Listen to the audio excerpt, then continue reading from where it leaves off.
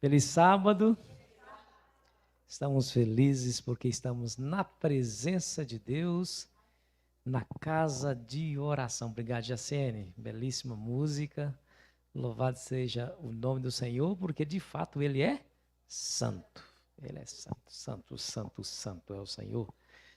Nós iremos falar um pouquinho sobre esse tema importante que é a busca do Espírito Santo. Começamos lá na Igreja Central às 7 horas da manhã. E vamos hoje o dia inteiro, porque nós estamos nessa direção. E Jesus está voltando e nós precisamos que haja entre nós o batismo do Espírito Santo. Eu quero dizer para você que sem o Espírito Santo nós não conseguimos avançar, não conseguiremos vencer, não conseguiremos passar pelos eventos finais. Entende? Então eu vou falar sobre esse assunto. Hoje foi o último dia da apostila, estamos 10 horas de jejum e oração. Eu tenho certeza que por mais que seu corpo pede por alimento, se sinta fraco por falta de alimento, o seu espírito está se renovando aí dentro de você, e você vai ficar cada vez mais forte na presença do Senhor. Amém? Nós vamos começar aqui estudando a Bíblia sobre esse assunto, chuva elétrica, a mais urgente de todas as nossas necessidades. Não existe urgência maior, ou não existe necessidade maior do que a descida do Espírito Santo sobre mim e você. Eu digo para você, sem sombra de dúvida, que se você e eu não formos batizados com o Espírito Santo, pode dar tchau à Nova Jerusalém, ao céu, porque não chegaremos lá. É somente através da chuva serôdia, na chuva do Espírito Santo, que nós iremos chegar lá. Eu tenho que apontar para aí, né? Ok, eu acho que não está... Bom, deixa eu ver, eu acho que é esse aqui. Não. Me ajuda aí. Está ligado. Esses aparelhinhos têm que estar ligados para funcionar, né? Aí, ó. Não está ligado, não está funcionando. Mas vai dar certo. Passa para mim, por favor, aí. Se caso não funcionar aqui, me ajuda passando aí. Nós vamos abrir a Bíblia. Abre sua Bíblia aí em Atos capítulo 1. Atos capítulo 1 e o versículo 5. Quantos meninos conseguem colocar ali? Atos 1, deixa eu ver se passa agora. Ok. Atos 1, versículo 5. Abre sua Bíblia aí e vamos ler a palavra de Deus. Atos 1, versículo 5. Olha, quando a Bíblia fala sobre a descida do Espírito Santo, ela usa essa expressão interessante. Ó, capítulo 1, versículo 5 de Atos nos diz assim.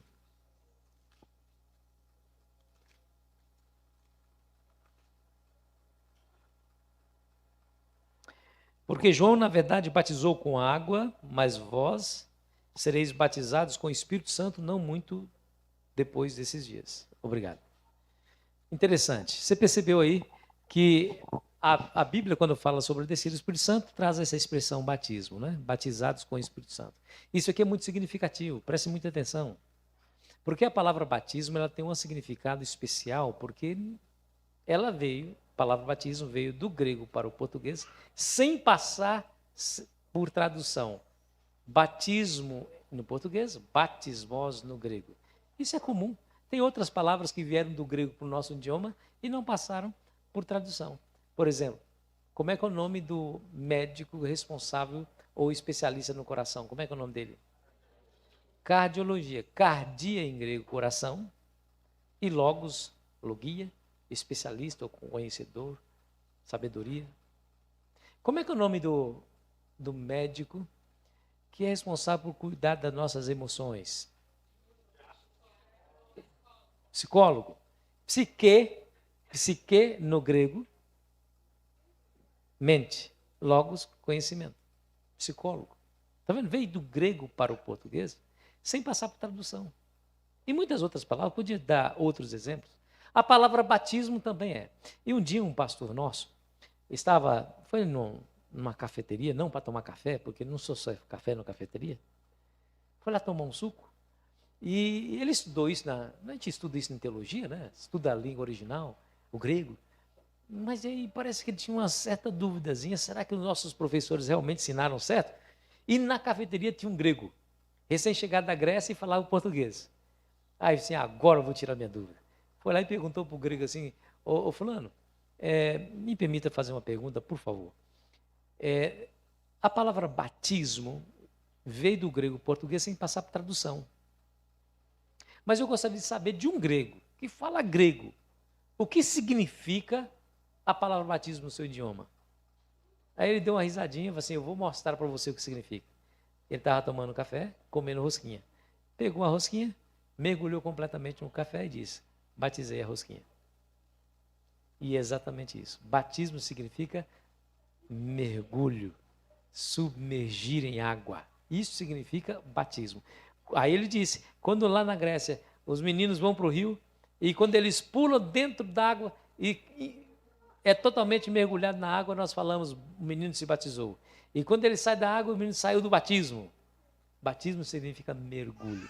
Olha o que a Bíblia está dizendo. A Bíblia fala que nós seremos batizados no Espírito. Isso quer dizer que nós seremos submergidos, mergulhados completamente no Espírito Santo. Isso aqui é muito importante para nós, porque o dia que acontecer o nosso batismo no Espírito Santo, ou seja, nosso ser, a nossa vida totalmente submersa no poder de Deus, a ponto de não ficar um único fio de cabelo sem ser influenciado pelo Espírito, mudanças significativas acontecem na minha e na sua vida. Quais são as mudanças? Gálatas 5, versículo 25 nos diz, se vivemos no Espírito, olha só que interessante, se vivemos no Espírito, andemos também no Espírito. Ou seja, batizados no Espírito, agora nós começamos a viver e andar no Espírito.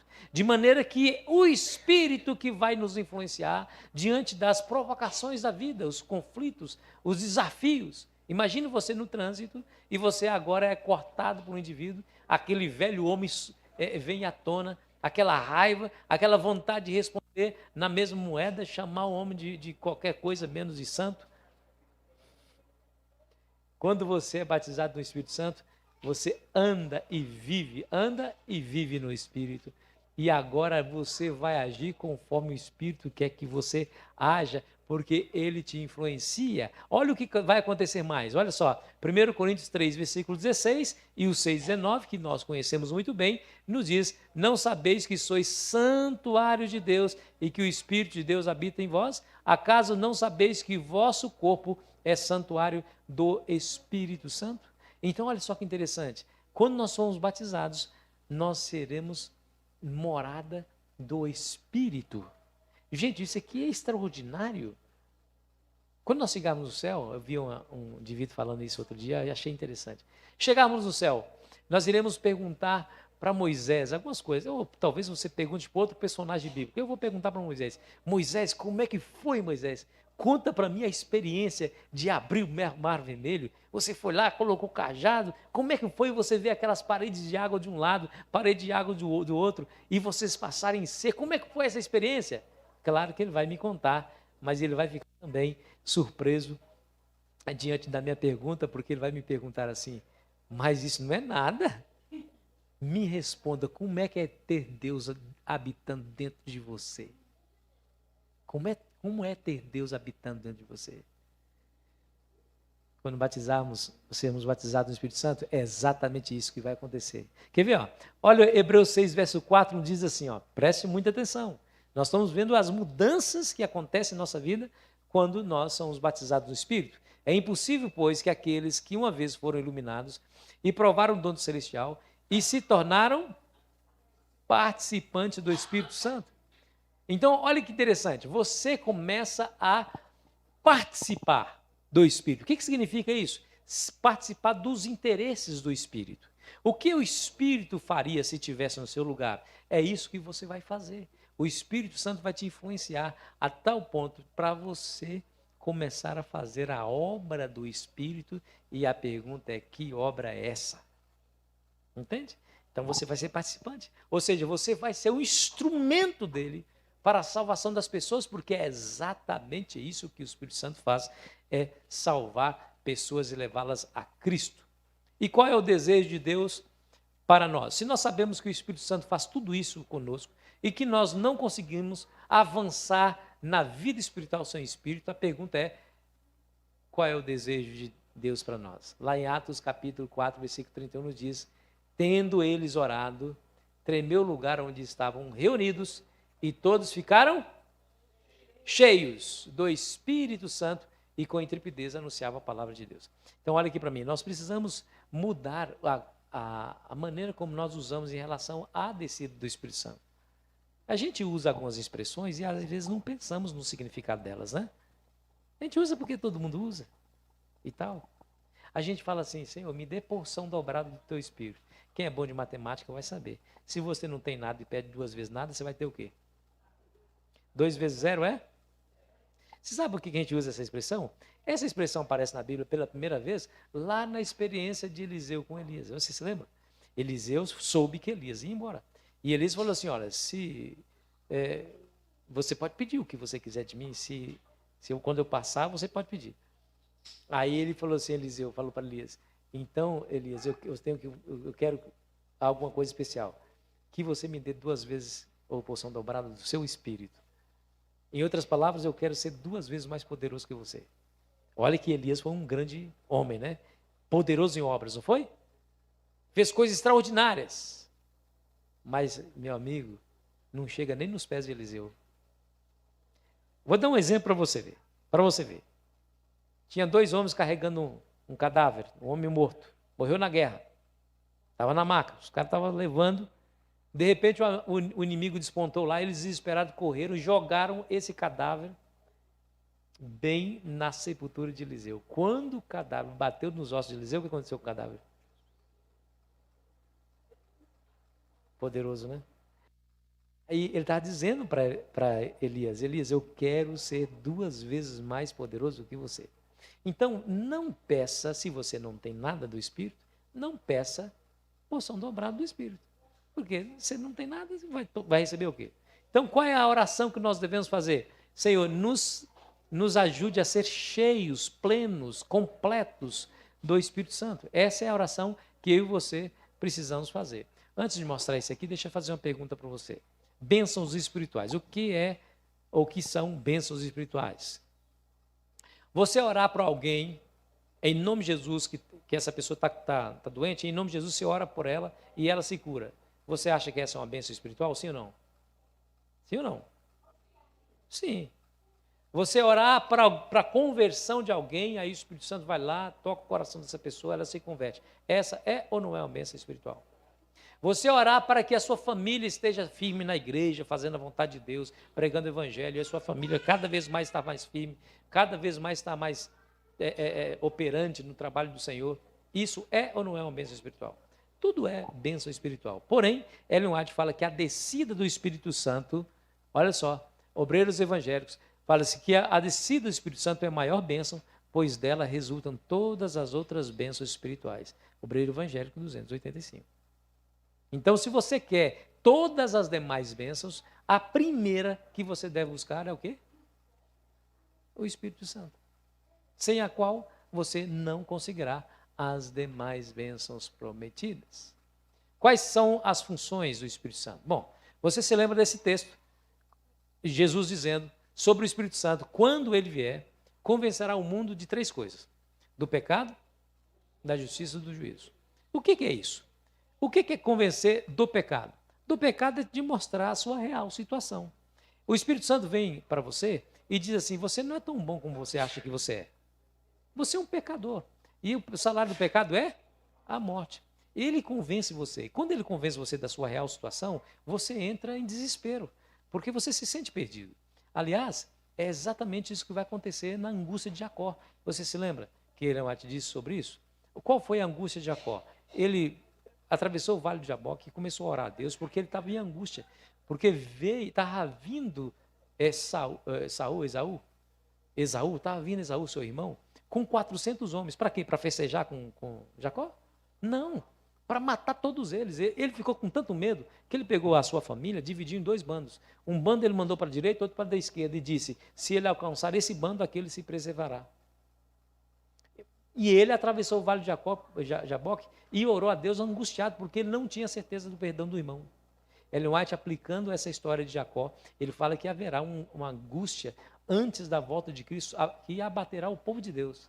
naquele momento que nós temos certeza que Jesus está há pouco tempo de voltar, nós iremos nos perguntar, será que fomos realmente perdoados por Deus? Será que realmente ganharemos a salvação? E isso vai nos angustiar terrivelmente, porque somos pecadores. O que o Espírito Santo faz?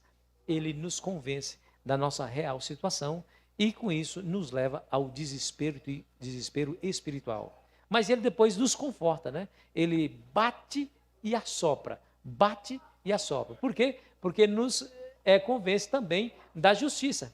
Que justiça é essa? A justificação pela fé no sangue de Cristo. Ele está dizendo assim, meu filho, está ruim, está difícil, você é um pecador, não há esperança para você. Então, corre para a solução, corre para um antídoto contra o veneno do pecado, que é Jesus Cristo. O sangue dele te liberta, o sangue dele te purifica de todo o seu pecado e abre para você as portas do céu. Corra mais rápido que você puder para Jesus. Bom, se você não aceitar isso, não se convencer disso, que é a justiça, ele te convence disso. Lá em 2 Coríntios, capítulo 5, versículo 10, porque importa que todos nós compareçamos perante o tribunal de Cristo, para que cada um receba segundo o bem ou mal que tiver feito por meio do corpo. Entendeu? Essa é a função. A função do Espírito é nos mostrar onde nós estamos andando e nos guiar os passos até Cristo. Jesus fala mais sobre a função do Espírito Santo em João capítulo 16, versículo 13. Quando vier, porém, o Espírito da verdade, ele vos guiará a toda a verdade. Pastor, eu não compreendo bem a Bíblia. Eu gostaria tanto de compreender a Bíblia a fundo. Então, é hora de buscar o Espírito Santo, porque ele vai te guiar a toda a verdade. Mas não somente isso, vai te dizer tudo o que tiver ouvido e anunciará as coisas que hão de vir.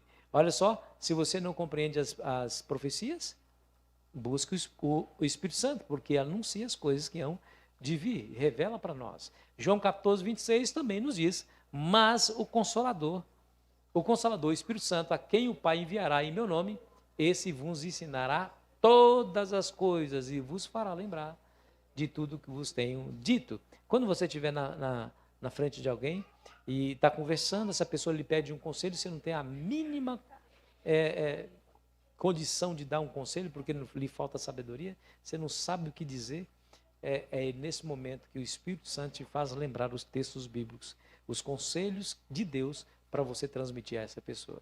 É o Espírito Santo, está vendo? Olha Romanos 8, 26.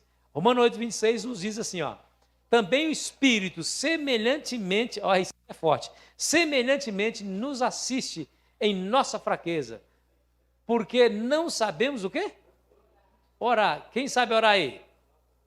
Não sabemos orar sobre como convém, mas o mesmo Espírito intercede por nós. Ele intercede por nós, sobremaneira com gemidos inexprimíveis. Ah, pastor, eu faço uma oração tão bonita. Eu fico imaginando o Espírito Santo assim, coitado, inocente, sabe de nada. O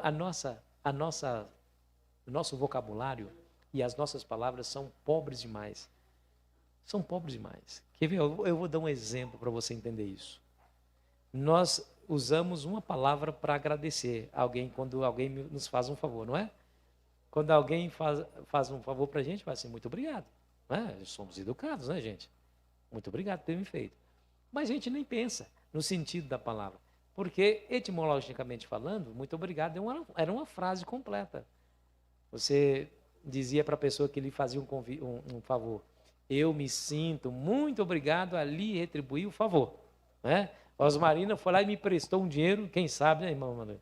Foi lá e me emprestou um dinheiro, eu vou lá e devolvo o dinheiro e digo assim, ó, irmã Osmarina, muito obrigado. O que eu estou dizendo com isso? Eu estou dizendo, irmã Osmarina, do jeito que eu precisei e a senhora me ajudou, o dia que a senhora precisar, eu também lhe ajudo. Muito obrigado. Porque eu me sinto muito obrigado a retribuir o favor um dia, viu? Pode contar comigo. Ou seja, estou te devendo favor. Aí, olha só o que nós fazemos como pecadores. Vemos Jesus na cruz do Calvário morrendo por nós e aí dizemos assim, muito obrigado, Senhor Jesus, por ter morrido comigo. Você sabe o que está dizendo com essa pobre e insignificante palavra? Você está dizendo assim, o dia, Senhor, Jesus, o dia que o Senhor se tornar um pecador e se está perdido no mundo, eu vou morrer para te salvar. É isso que ele está dizendo. Faz sentido para você? Totalmente sem sentido. Está vendo como é que a nossa linguagem e o nosso vocabulário é pobre? Nós não sabemos orar como convém, mas graças a Deus que temos o Espírito Santo, que intercede por nós sobremaneira, com gemidos inexprimíveis, ou seja, ele faz todo o esforço para que a nossa oração seja aceita. Aí ele chega lá, Senhor, Senhor, olha o que o pastor Leandro lá, que o Leandro está dizendo, meu coitado, não sabe de nada, Senhor, mas tem misericórdia dele. Ele está lá, está com boa intenção, ele não sabe o que fala, coitado, é uma criança. Está lá intercedendo por mim e por você. O que mais? Agora, olha Romanos 8, versículo 16. O próprio Espírito, isso aqui é forte, gente. O próprio Espírito testifica com o nosso Espírito que somos filhos de Deus. Ou seja, 8,16. Olha só, nós nem sequer admitimos que somos filhos de Deus sem o Espírito. Somos filhos de Deus, admitimos que somos filhos, porque o Espírito de Deus está sobre nós. Aqueles que não têm o Espírito de Deus falam que a gente veio do macaco. É por isso que tem essa tal dessa teoria da evolução, que diz que o homem veio de um ancestral comum, que é o macaco. É uma evolução dos símios, né? É porque não tem o Espírito Santo sobre eles. Porque quando nós não temos, nem sequer admitimos que somos filhos de Deus. Olha aqui para mim. Algumas pessoas, em especial, os nossos irmãos pentecostais, eles dizem que a prova de que a pessoa foi batizada no Espírito Santo é quando ele faz o quê? Fala em línguas, né? Aí se você for na igreja lá e for membro dessa igreja e não falar em línguas, e aí você é rotulado, você é estigmatizado. Ele vai dizer assim, irmão, você tem que orar mais. Tem que converter dos pecados, está pecando, tem pecado aí que a gente não sabe, por isso que você não está falando em línguas e tal.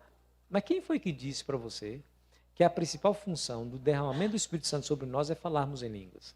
Não é assim que a Bíblia fala. A Bíblia fala assim, Atos, capítulo 1, versículo 8.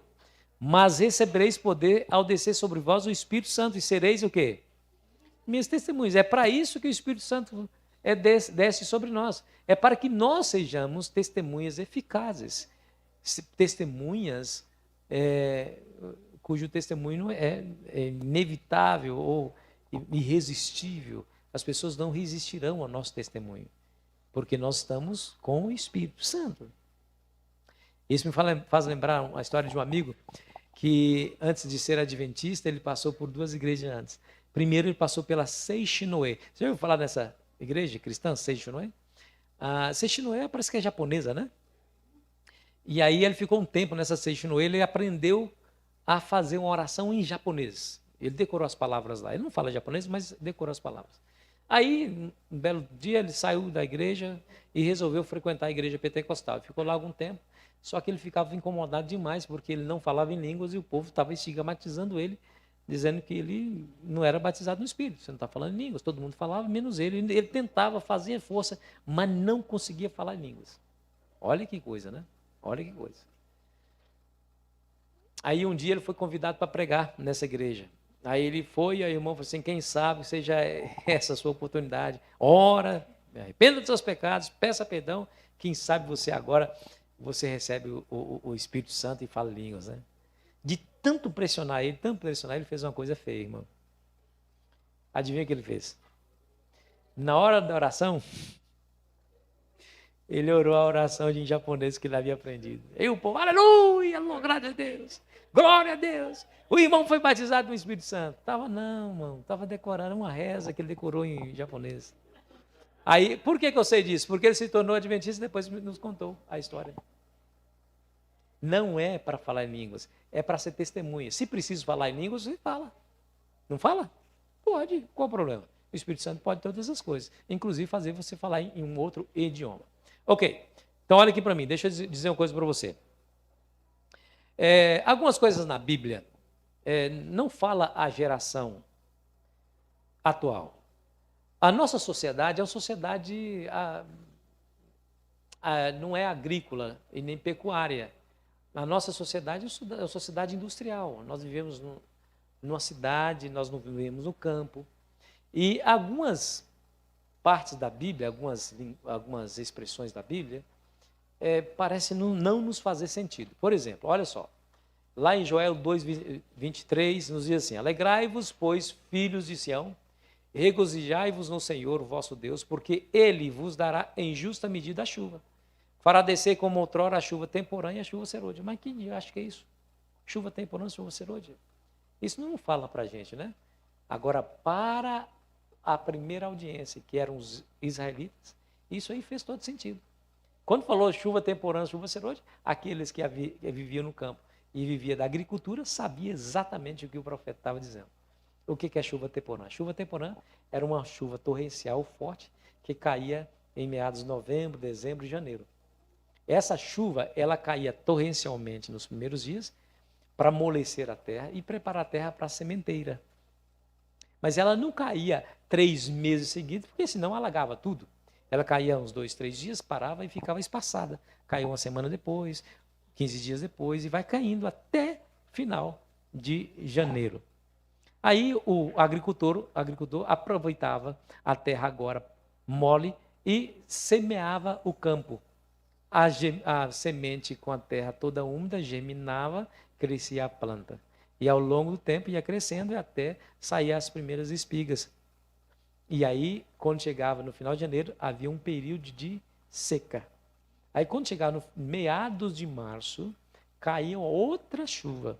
Ela durava de março, abril e maio, que é a chuva serôdia, que é uma chuva mais forte do que a primeira, sem a qual o fruto que havia pendido não vingaria, ou seja, não amadureceria e perderia toda a colheita.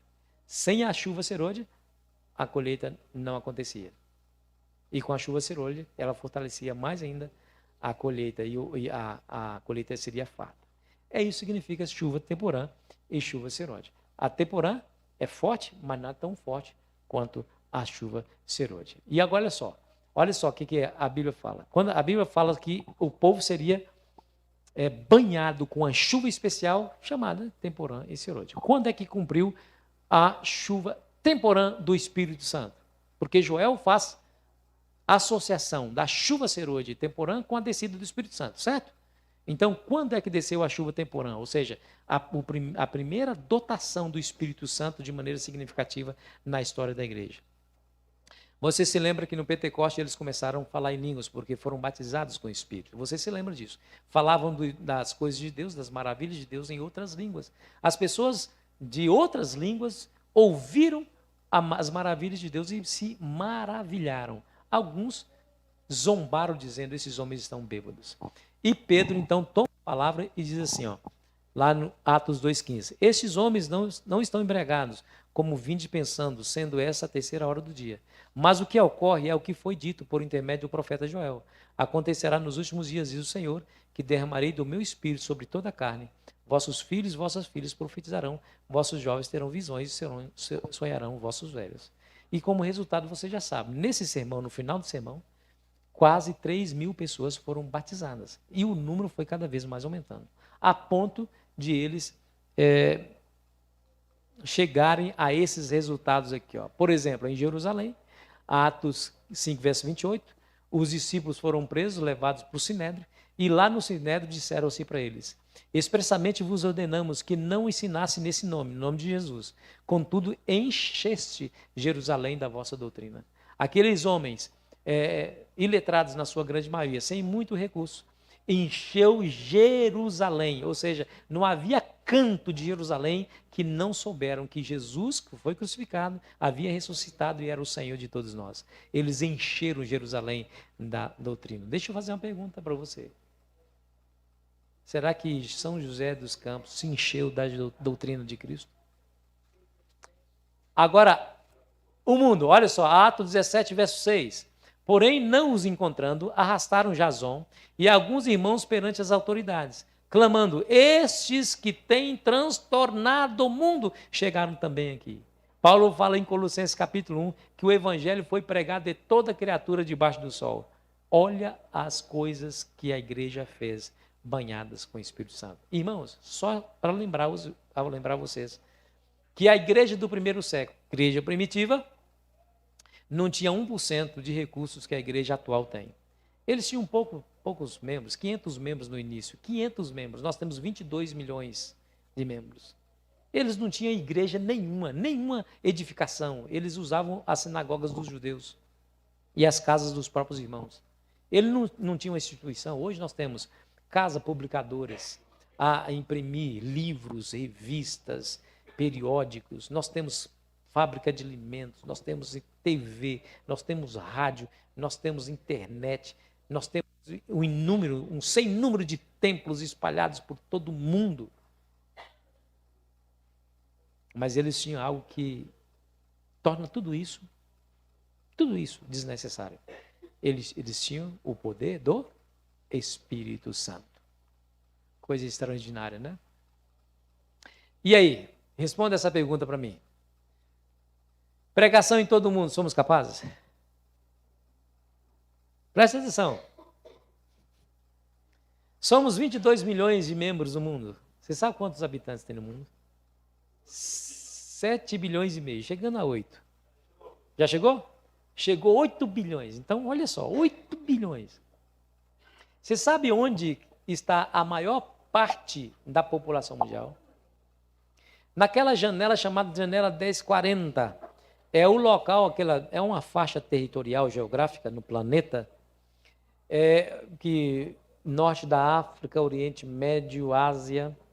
Aquela região ali, habitam ali 4,5 bilhões de pessoas. A maior parte da população mundial está ali naquele território. E ali é o local onde tem menos presença cristã.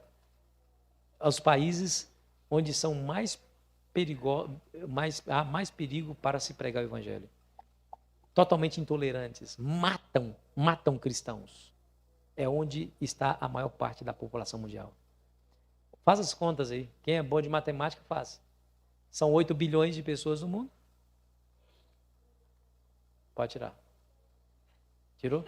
É que quando tira, aí fica com a boca aberta, né? Aí, olha só. Até perdi o raciocínio agora. Faz as contas, obrigado. Faz as contas. Somos 22 milhões. E a população mundial? 8 bilhões. Quantos por cento dá isso, gente? Nenhum por cento.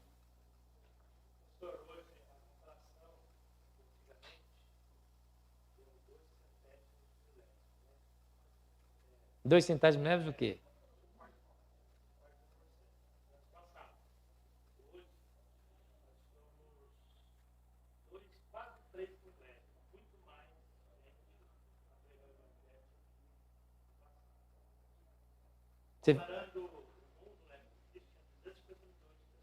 Certo.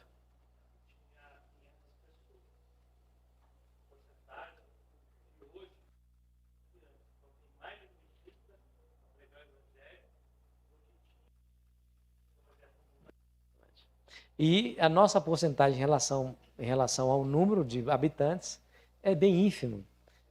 É pequenininho, 22 milhões para 8 bilhões é muito pouco. 2 milésimos, o que é isso? Então a pergunta é, será que nós somos realmente capazes, irmãos? Será que realmente somos capazes? Deixa eu lembrar as palavras de Cristo em Mateus capítulo 24, 14. Vamos lembrar? Vamos aqui comigo? Olha aqui, ó. Olha na tela.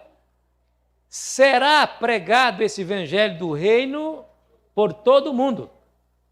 Não está dizendo, quem sabe será. Não está dizendo, tomara que seja. Não está dizendo, talvez será. Está dizendo, será pregado. Vai ser pregado. Isso é certeza absoluta. E quem foi que nos deu essa certeza? É Jesus. Foram palavras de Cristo. Quer ver o que Ellen White diz? Olha o que Ellen White diz. Esta obra será semelhante ao dia de Pentecostes. Qual obra? De pregação do Evangelho.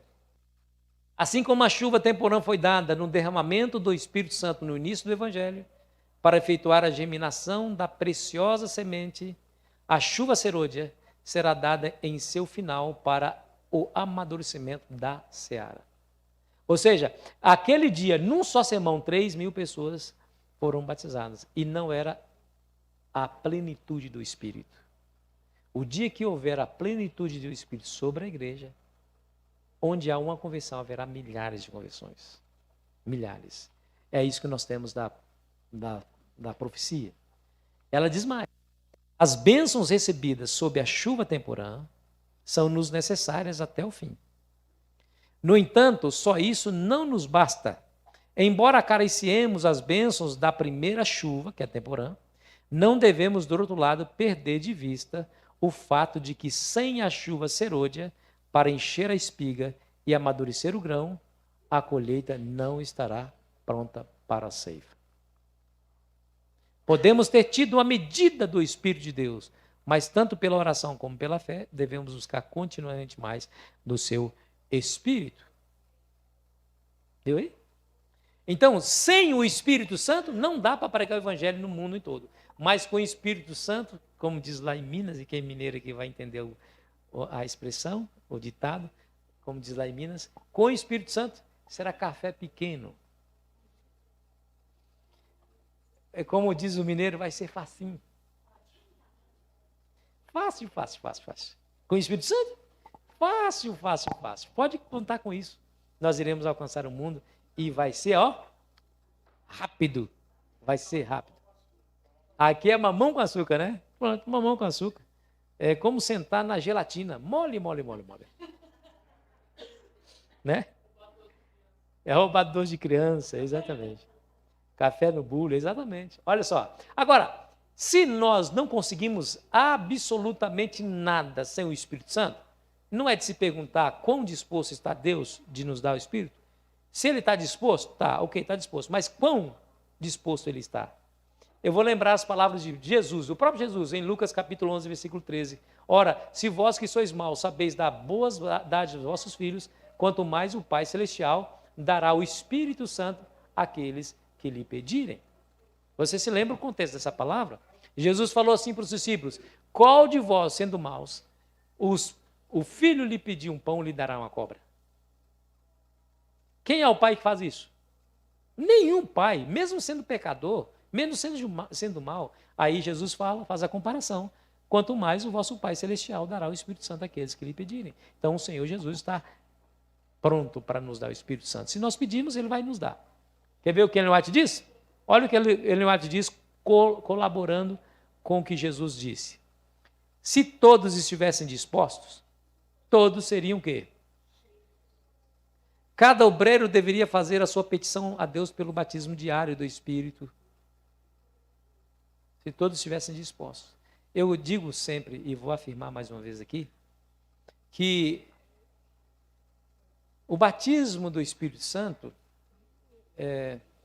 você sabe quando você faz vitamina de banana? Tem que tomar na hora, não tem? O que acontece depois? Amarga e fica escura, né? Fica ruim, não fica? O batismo do Espírito Santo tem validade pequena, irmão. Validade.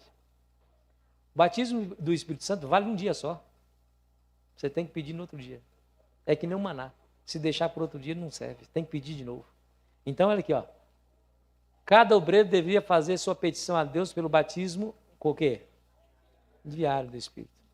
A descida do Espírito Santo sobre a igreja é olhada como estando no futuro. O povo fala assim, isso vai ser no futuro. Mas olha o que ela diz. É, porém, o privilégio da igreja tê-la quando, meu povo? Buscai-a, orai por ela, crede nela, precisamos tê-la. E o céu espera para concedê-la. Não foi Jesus quem disse há quase 2000 anos atrás, se vocês sendo maus, sabeis dar as boas dádivas aos vossos filhos, quanto mais vosso Pai Celestial dará o Espírito Santo. Desde aquele tempo, Deus está esperando comunicar o Espírito Santo à sua igreja. Se todos estivessem dispostos, todos seriam cheios. Se todos pedissem, todos receberiam. Você sabe que teve uma campanha publicitária das Casas Bahia. Não sei quantos lembram dessa campanha. Essa campanha foi um desastre para Casas Bahia. Inclusive as Casas Bahia, assim, demitiram lá desfez o contrato com a agência publicitária. A campanha era assim, Quer pagar quanto? Aqui você pode. Lembra dessa campanha? Aí falava lá da campanha e tal. Aí foi lá um advogado mal intencionado, comprou uns 30, 40, 50 mil reais de produto. Quando chegou lá no caixa, ele disse assim, eu quero pagar R$1 por mês. Mas que história é essa, rapaz? Tá louco? R$1 por mês? Aí ele abriu a pasta e trouxe a campanha publicitária. Vocês disseram isso na campanha. Quer pagar quanto? Aqui você pode. Então, quero pagar R$1 por mês. Foi para a justiça e ganhou a causa.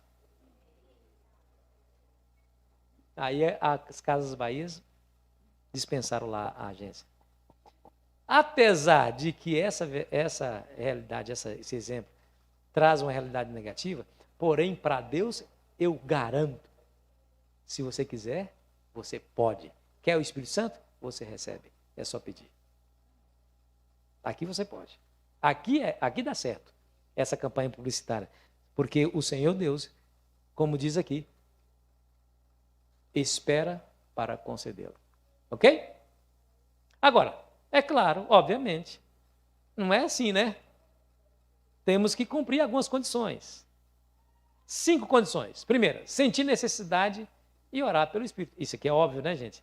Quem vai receber o Espírito se não sente necessidade dele, né? Se não sente necessidade, não pede, continua sem receber.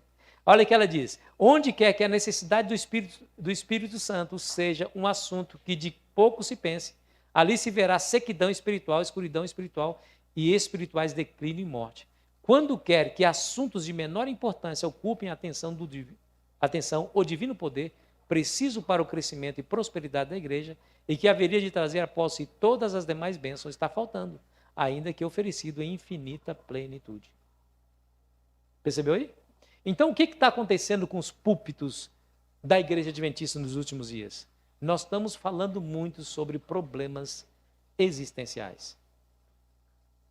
Apesar de ser legal a gente ouvir um sermão de como vencer o medo, como vencer a depressão, como fazer amizade, como, sei lá, são essas questões existenciais que nos incomodam, apesar de que isso é importante, não é errado você fazer, o problema é quando você só faz isso e esquece desse poder aqui. Ó. Quando isso acontece, onde haverá sequidão espiritual, escuridão espiritual e espirituais declínio e morte. Qual é a igreja que se reaviva falando como vencer o medo? Se fala como vencer o medo, o povo sai daqui animado, mas continua sendo quem são. Ainda continua sendo maldicentes, ainda continua sendo carnais, ainda continua na prática do pecado. Mas o dia que a igreja começar realmente a falar sobre o Espírito Santo e o buscar com intensidade, aí haverá conversão. Aí o maldizente deixa de ser maldizente. Aí o desonesto passa a ser honesto. O agressor passa a ser pacífico. Por quê? Porque é o único elemento capaz de nos transformar, é o poder do Espírito Santo. Porque quando isso não acontece, sequidão, escuridão e morte e declínio. Ela diz mais. Olha o que diz assim, ó, uma vez que esse é o meio pelo qual havemos de receber o poder, por que não sentimos fome e sede pelo dom do Espírito? Por que não falamos sobre ele, não oramos por ele e não pregamos a seu respeito? Atos dos Apóstolos, página 50. Ei, você consegue ver, ouvir, sentir a angústia de Ellen White nessas palavras? Eu consigo sentir. Ela está dizendo assim, se esse é o único meio que nós temos que receber poder, mas por que nós não buscamos? Por quê? Porque, olha só, olha quantos porquês aqui. Por que não falamos sobre ele, não oramos por ele e não pregamos a seu respeito? Por quê? Por quê? Por quê? Por quê? Por que a igreja está perdendo tempo com outros assuntos? Por que a igreja não prega mais sobre o Espírito Santo? Por que a igreja não faz a semana de oração só sobre ele? Por que a igreja não faz vigília em busca? A igreja somente estimulou. Quando eu falo igreja, estou falando a instituição. Somente nos estimulou nesses 10 dias. Mas a ideia é que você faça disso um estilo de vida. Que você não pare ao longo da sua caminhada cristã. Segundo, a primeira é sentir necessidade de orar por ele, certo? Segundo, experimentar a chuva temporã. Vamos pegar no mundo da agricultura? Se não caísse a chuva, que adiantava semear a terra? Ia nascer? Não. Da mesma maneira, você precisa da chuva temporã para receber a chuva serôdia. Olha o que ela diz. Mas não se deve negligenciar a graça representada pela chuva temporã. Só os que estiverem vivendo de acordo com a luz que têm recebido poderão receber maior luz. A não ser que nos estejamos desenvolvendo diariamente nas exemplificações das ativas virtudes cristãs, não reconheceremos as manifestações do Espírito Santo na chuva serôdia. Pode ser que ela esteja sendo derramada nos corações ao nosso redor, mas nós não a discerniremos e nem a receberemos. Testemunhos para a igreja, para ministro, página 506. Você sabe o que vai acontecer? Você que não é espiritual, eu que não sou espiritual, eu que não me preocupo em buscar essas coisas, os irmãos que estão preocupados em buscar receberão a chuva serôdia e eu não receberei.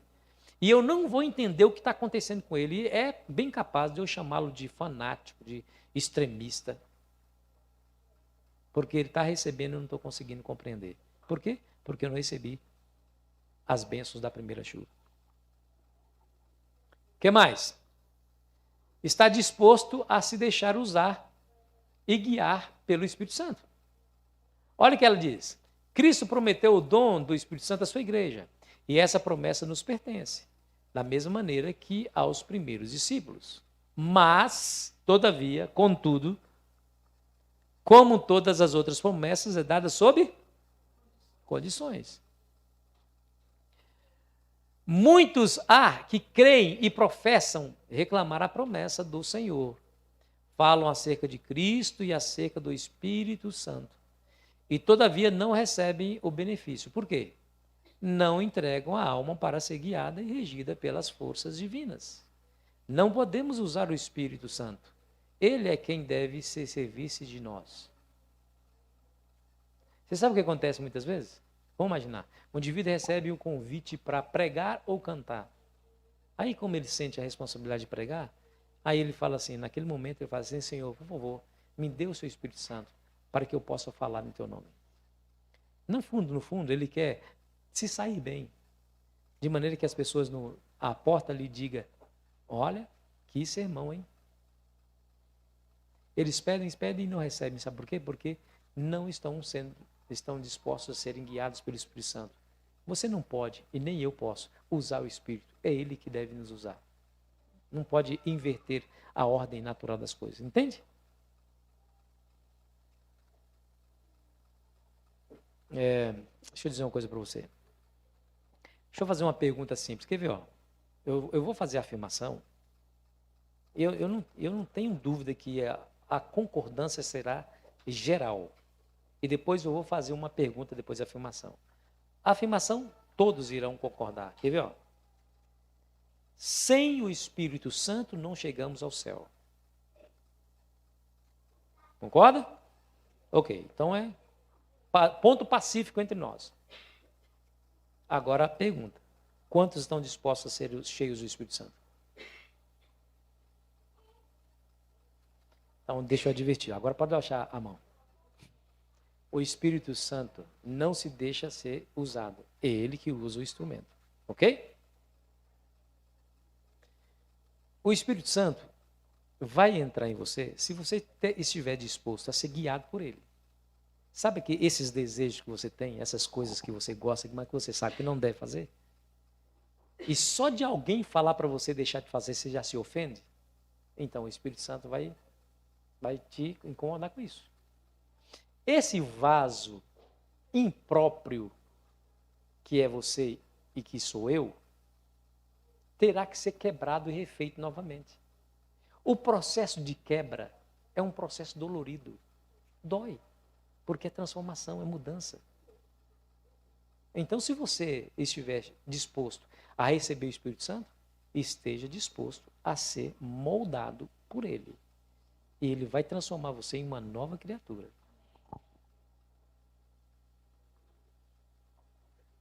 Continuemos. Olha lá. Mas muitos não se submeterão a isso. A isso o quê? De ser guiado pelo Espírito. Querem dirigir a quê? A si mesmo. É por isso que não recebe o celeste dom. Unicamente os que esperam humildemente em Deus, que estão atentos à sua guia e graça, é concedido o Espírito Santo, o Espírito de Deus. Está aí a referência. Quarta, eliminar dissensões. Talvez esse seja o nosso maior problema, a nossa maior fraqueza, né? Olha o que ela diz. Antes, deixa eu mostrar um texto para você. Atos 2, versículo 1. Ao cumprir-se o dia de Pentecostes, estavam todos reunidos no mesmo lugar. Duvido que estariam reunidos no mesmo lugar se eles se odiassem.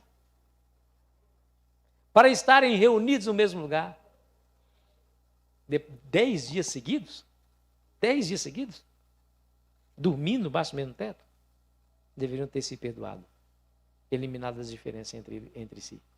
E porque eles fizeram isso, pedindo perdão a Deus pelos pecados e a uns aos outros, o Espírito Santo derramou sobre eles e eles falaram em línguas. Olha o que Ellen White diz. Tirem os cristãos do meio deles as dissensões.